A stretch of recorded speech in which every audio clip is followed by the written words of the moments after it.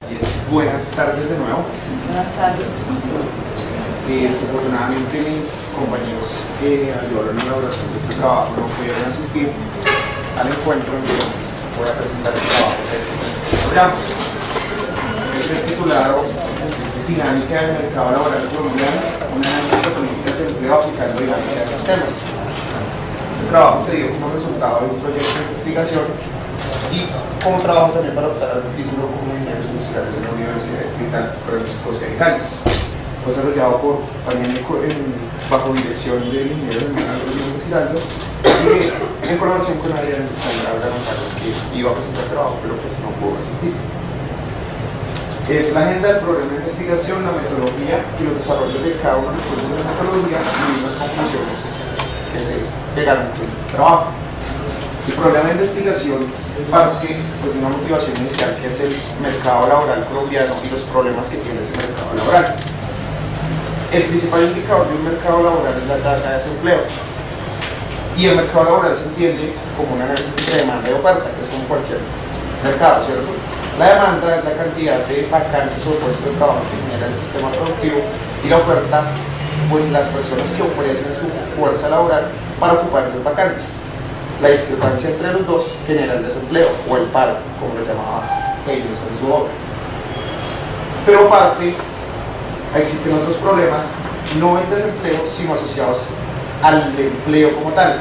Y uno de los principales problemas es la informalidad de esos empleos. Las personas pueden estar ocupadas, pero en un empleo informal que tiene una baja calidad adicional a otro tipo de situaciones que se dan. ¿Y en qué se evidencia este tipo de problemas? En las consecuencias que tienen: bajo crecimiento económico, disminución de la inversión, violencia, baja calidad de vida, pobreza y bajos ingresos para las personas. ¿Y cuál fue el objetivo del problema y del atacarlo con dinámica de sistemas?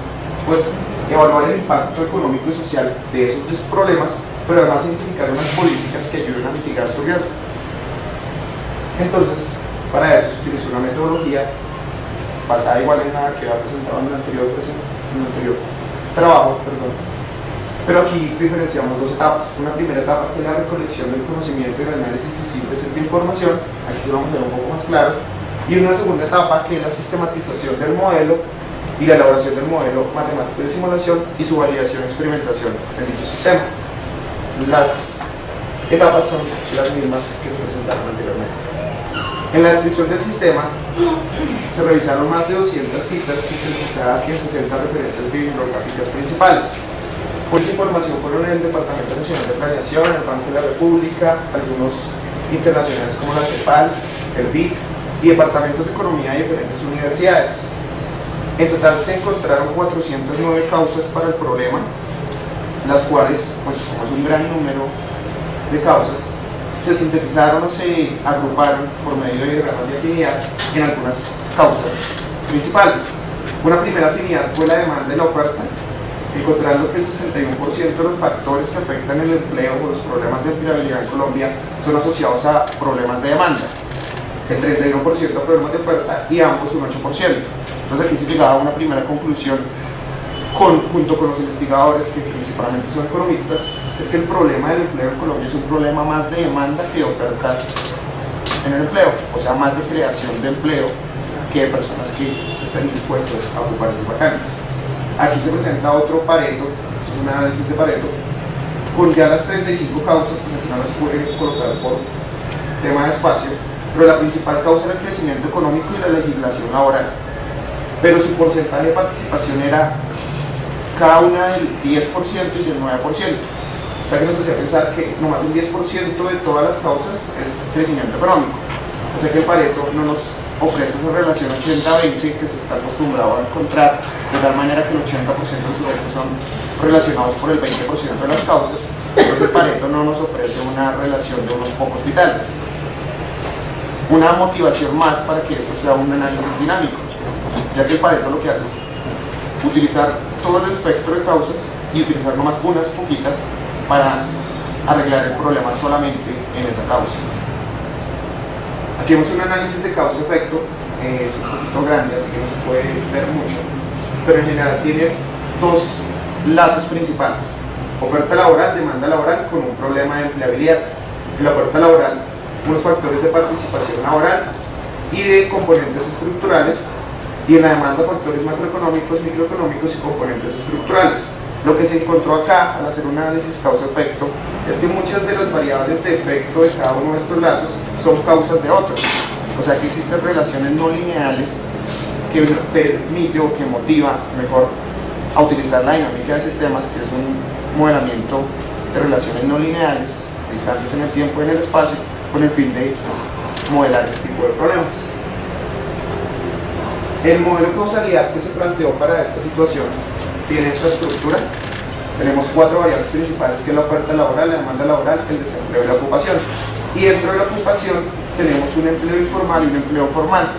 Este tipo de representación lo que nos permitía era validar relaciones de complementariedad dentro de una variable. Entonces, una persona ocupada puede estar en el empleo informal y en el empleo formal, y dentro de ellos también hay una dinámica, de manera que si se aumenta el empleo informal, se disminuye el formal, y viceversa, ¿cierto? Pero al igual la ocupación tiene esa misma dinámica con el desempleo. ¿Por qué no dividir estas variables? No se puede representar la misma dinámica de manera directa. Entonces, este tipo de representación lo que nos permite es, mediante un solo lazo, representar diferentes tipos de dinámicas. Este fue como uno de los primeros aportes que se logró con este trabajo, pues no habíamos visto ningún tipo de representación de modelos causales utilizando este tipo de relaciones. Esta variable de oferta y esta variable de demanda tienen también su propia dinámica. Entonces el modelo se amplía un poco y aquí vemos el modelo causal de oferta laboral. Entonces existen muchas más variables que afectan esa oferta y que inclusive tienen la dinámica con el empleo y con el desempleo y con la ocupación. Entonces, por ejemplo, está la participación laboral, el desplazamiento, la parte educativa, la pobreza, la parte de ingresos familiares, y estas variables que están en azul, que son variables externas, o sea que no tienen ningún lazo que las une, las cuales se convertían en variables de escenario a través de las cuales se hacía la experimentación. Esto por el lado de la oferta. Por el lado de la demanda tenemos otra dinámica mucho mayor, en la cual se tiene por el lado de la actividad económica factores macroeconómicos, factores microeconómicos y todos los componentes estructurales que los unen, que permiten crear toda la dinámica del mercado laboral a través de la demanda laboral. Estos dos se unen en uno solo y pues crean toda la dinámica del mercado laboral, que pues a manera de resumen se sintetiza en este diagrama un poco más sencillo, pero cada uno tiene su propia dinámica. Seguido a esto, pues se elaboró el modelo matemático con el fin de encontrar los parámetros utilizados en esta representación, en la cual utilizamos información histórica de series estadísticas del DAN, el DNP, de los años de 1990 al 2008, algunas fuentes también internacionales, y pues el principal problema de esta metodología es la medición de las variables y la fiabilidad de dicha información.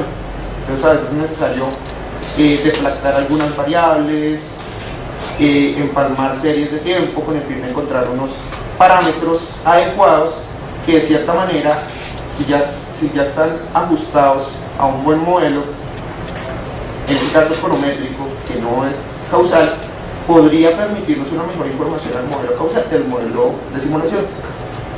Los métodos de modelación que se utilizaron acá fueron análisis de series de tiempo, regresiones lineales y no lineales, unos modelos causales como regresiones lineales múltiples, algunos modelos económicos y sociales y algunas estimaciones hechas por investigadores ya reconocidos en este ámbito. ¿Cómo verificamos el modelo? A través de estadísticos de regresión, análisis cualitativo y una medida de error, como es el error relativo medio, con el fin de identificar si la simulación que hacíamos realmente representaba el pasado, y pues con eso predecir o evidenciar el comportamiento futuro. El modelo lo desarrollamos en Haití. Entonces aquí vemos los sectores que se encontraron en dicho modelo. Está el sector de población, problemática social, salarios, ocupación, actividad económica, y educación y capital humano.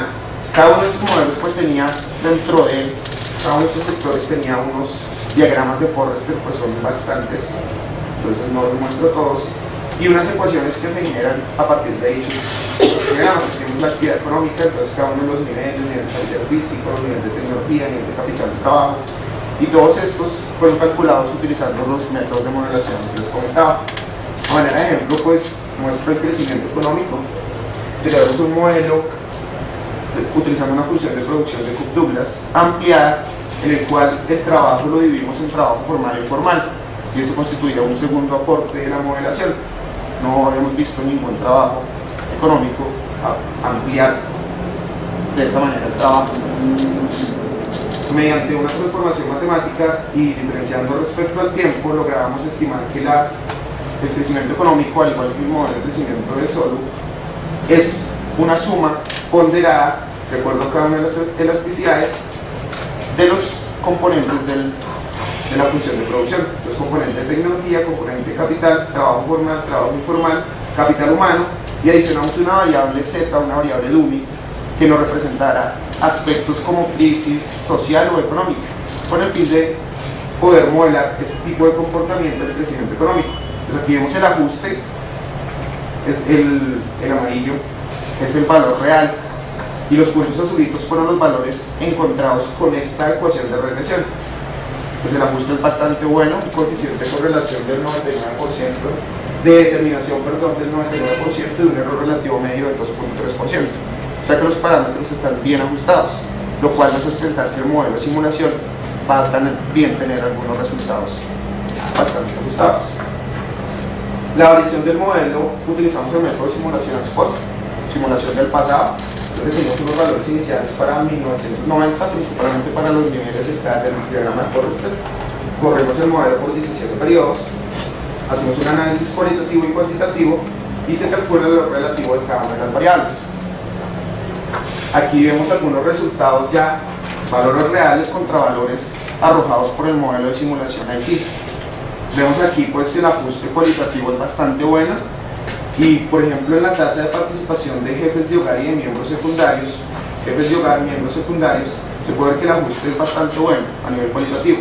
Y en las medidas de error que calculamos, pues hay algunos errores menores al 0.4% y del 1.73%, por desviaciones máximas del 1.31 al 4.16. Eso pues nos hace pensar que es un modelo que tiene bastante asertividad respecto al valor. Entonces nos permite plantear hipótesis de que puede representar el comportamiento dinámico de este tipo de problemas. Las políticas y análisis de escenarios que planteamos fueron basadas también en una metodología que se planteó: definir valores iniciales para un periodo, definir valores de las variables de escenario, correr el modelo por 20 periodos. El periodo de simulación fue de 2008 a 2028, observar los valores tendenciales de las variables.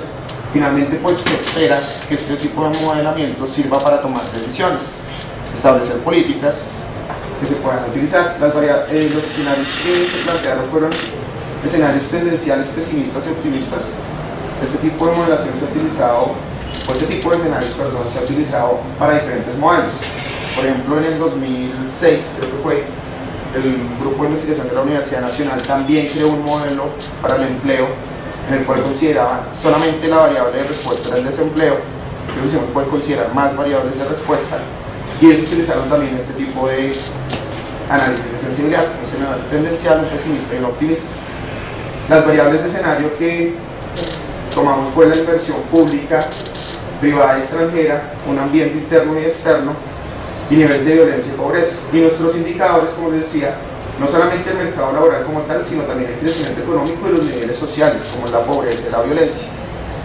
Los resultados de estos escenarios, no los voy a mostrar acá, pero realmente lo que se hizo fue validar la sensibilidad del modelo. Entonces cada uno de los escenarios pues arrojó lo que se esperaba, de acuerdo a la literatura, pero aparte nosotros planteamos un escenario factible. Ese análisis de escenarios pues identificó que el desempleo como tal, que ha sido atacado por todo el mundo, o sea, ha sido atacado por los economistas, por los sociólogos, por todas las diferentes grupos de investigación para ese problema, logran controlar el desempleo. O sea, el desempleo de cierta manera se ha logrado mantener estable desde sus valores pico en el año del 99 y 2000, que alcanzó el 20%, ha disminuido alrededor del 14, 13, 12%. Como eso se puede mantener, vimos qué pasaba con el otro indicador del mercado laboral, la informalidad. La informalidad se ha crecido desde el año 90 hasta el 2005, pasó de más o menos del 45% al 50-70%. Entonces esa fue nuestra variable de escenario. Un conjunto de políticas que sea neutro ante la informalidad, o sea que no, como si no existiera. Un conjunto de políticas que busque la manera de disminuir la informalidad y un conjunto de políticas que fomente la informalidad. Entonces tenemos tres escenarios, un análisis cercano, un análisis factorial. Entonces podríamos plantear tres tipos de respuesta. Para la primera política, en la cual no se hace nada, la gráfica azul es el desempleo. Más o menos en el 2008 al 2009 el desempleo subió producto de la crisis que se vivió en ese tiempo, entonces nuestro modelo lo representaba y se esperaba que el desempleo bajara, que fue lo que realmente se dio. El desempleo empezó a bajar.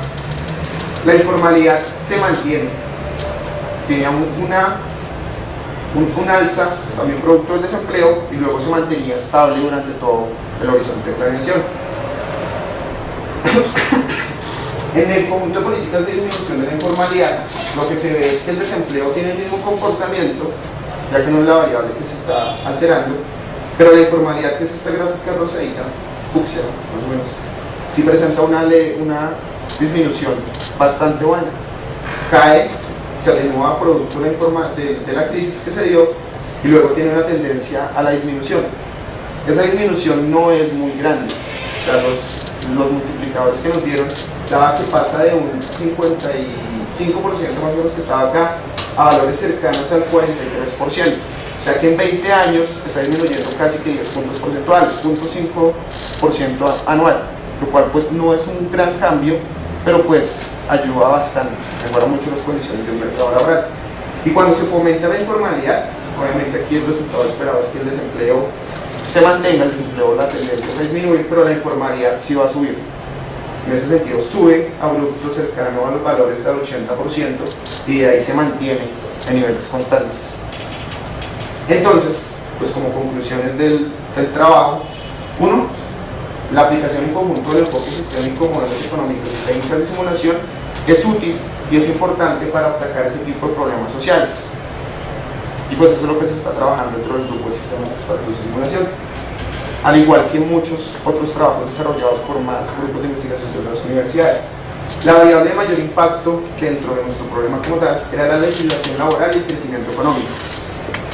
La legislación laboral, ¿por qué es importante? Porque es la variable de política que más afecta a la informalidad, vía que los costos laborales no salariales, todas las trabas y la inflexibilidad laboral con el fin de crear trabajos formales. Entonces, como existen todas esas trabas, existen esos mecanismos que no permiten la creación de trabajo formal, pues la fácil es crear un trabajo informal y de todas formas se está recibiendo un ingreso. Entonces no hay ningún problema, pero eso afecta de manera dinámica el crecimiento económico y los niveles de calidad de vida de las personas. Se identificaron relaciones causales entre la oferta y el desempleo, relaciones positivas, la demanda y la ocupación, y finalmente existen ciclos reforzadores positivos que crean círculos viciosos y virtuosos. Eso fue toda la dinámica que encontramos acá. A manera de resumen, una de las principales conclusiones fue que para disminuir la informalidad es necesario implementar políticas que lleven a mejorar la calidad de los empleos y capital humano por medio de una mayor flexibilidad laboral. Y también con esta investigación pudimos corroborar la hipótesis de Cárdenas en el 2007, en el cual plantea que a un crecimiento económico anual superior al 3%, la tasa de desempleo sí baja. Si hay un crecimiento económico del 2%, la tasa de desempleo no va a bajar. Esto no es más que la hipótesis que plantea el BID de crecimiento económico sin empleo, que evidentemente se da vía ¿qué? Vía trabajo informal y vía productividad. O sea, el trabajo informal hace productividad, lo que pasa es que es menor. Entonces nuestra hipótesis será un trabajo formal hará más productividad, con lo cual se espera mayor crecimiento económico, y pues eso fue lo que se validó con el modelo. ¿Listo? No es más.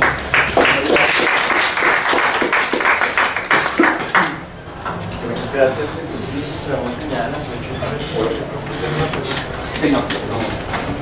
Quisiera saber cómo integró usted los conceptos de microcomandos, o sea, cómo diferenció esos conceptos. Microeconomía y macroeconomía. Dentro del modelo, me remito a esta partecita.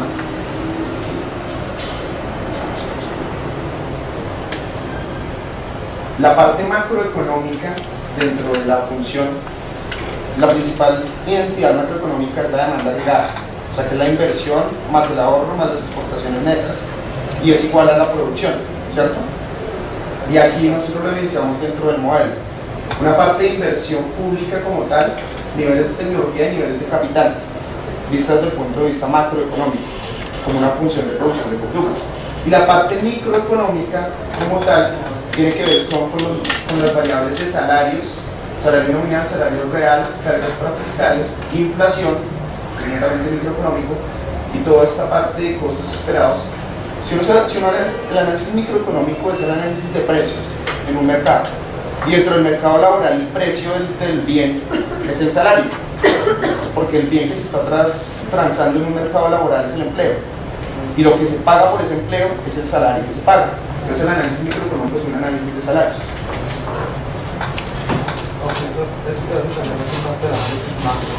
Lo que pasa es que uno dentro del modelo, o sea, esa es la parte que se hace de pronto crítica a la hora de abordar esto como un mercado, que no se puede separar la dinámica, porque uno tiene que ver el sistema de manera holística. La mayoría de los trabajos se centran en análisis de salarios o en análisis de políticas macroeconómicas, que son trabajos desde el punto de vista económico, pero desde el punto de vista dinámico, desde el punto de vista de la dinámica de sistemas que nosotros abordamos, pues tenemos que abordar el sistema como un todo. Entonces tenemos que ver qué relación existe entre los dos. Y pues usted puede ver aquí que aquí se unen a través de la demanda laboral. Eso también lo podemos simplificar, lo que pasa es que aquí no se ve muy claro en este lazo. Aquí se tienen los factores macro y microeconómicos. Y se ven cada uno de los factores que afectan dicha variable. ¿Listo? Señor. ¿Usted también me hace? Teniendo en cuenta, los dos representantes, es una recomendación un poco didáctica, hay que procurar presentar esas hipótesis dinámicas más simplificadas, Sí. Que permiten un juicio global del modelo que están presentando. Tú mandas ese paper a evaluación y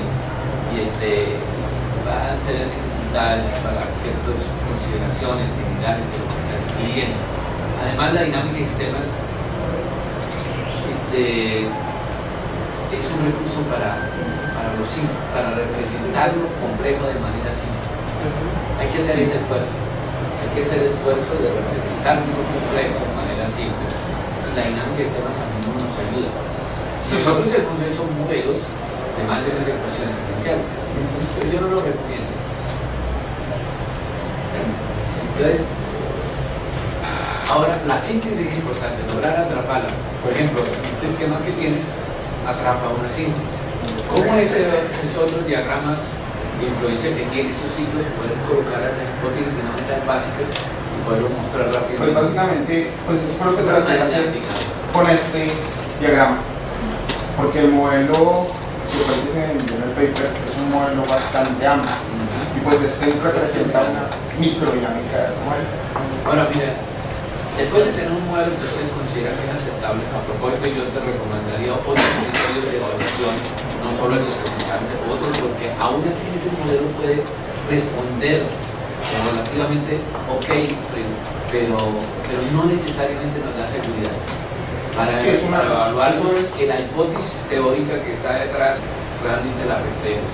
Ahora, yo le recomendaría otros criterios de evaluación y además le recomendaría decir, bueno, ya mi modelo es adecuado, no le quita al poco de variables. Dice quitarle a ver qué le pasa. Realmente el modelo inicial, los modelos de desarrollo en términos de variables así, después hacen así. Intente hacer eso a ver qué le sucede. El modelo inicial, la caracterización inicial nos arrojó 409 causas. Nosotros la redujimos a 35 causas. Porque representar 409 causas era algo inhumano. No, y de pronto, depende del propósito, puede no ser necesario contemplarlos todos. Depende del propósito. Depende del propósito. O sea, aquí se juega con el propósito del modelo. Y eso yo creo que no solamente la dinámica que estamos haciendo, cualquier tipo de modelación tiene unos límites. Y respecto a lo que me decía de la parte de evaluación, esto también es un poco discutible, ya que un modelo puede ser válido con unos criterios y con otros no. Entonces, pues uno tiene que casarse con un criterio y ser una... La dinámica está, por ejemplo, sí, más o menos se pueden indicar unos 10 criterios de evaluación para Sí, poder decir, sopesarlo de todos sus factores. Nosotros aquí utilizamos Y no es eso que reduzca meramente como por ejemplo por los ciclos. No es suficiente lo que tengo que hacer, no es suficiente. No es suficiente, pero sí, en la mayoría de los trabajos se utiliza. Claro, pero no es dinámica, más en otros enfoques, un poco más conductuales. Pues yo sí lo vi en los dos trabajos. Los enfoques estructurales te recomiendo usar igualmente un conjunto de criterios, más no los enfoques conductuales del modelado, un enfoque que plantea de un criterio que se ajusta al comportamiento histórico, algo así, puede ser aceptable. Pero el problema es que tú estás cumpliendo una serie de hipótesis dinámicas en muchas variables y eso... Bueno, en realidad teníamos 3 criterios, Ajá. no solamente uno. Pero sigue siendo el mismo tipo. Bueno, depende del análisis cualitativo, sería interesante mirar. El análisis cualitativo puede ser uno, visto de tendencia y también con expertos, o sea, digamos con profesores de economía que validan cada una de las relaciones. Esa variedad que utilizas ahí es importante. Sí, eso es suficiente. Bien. Muchas gracias.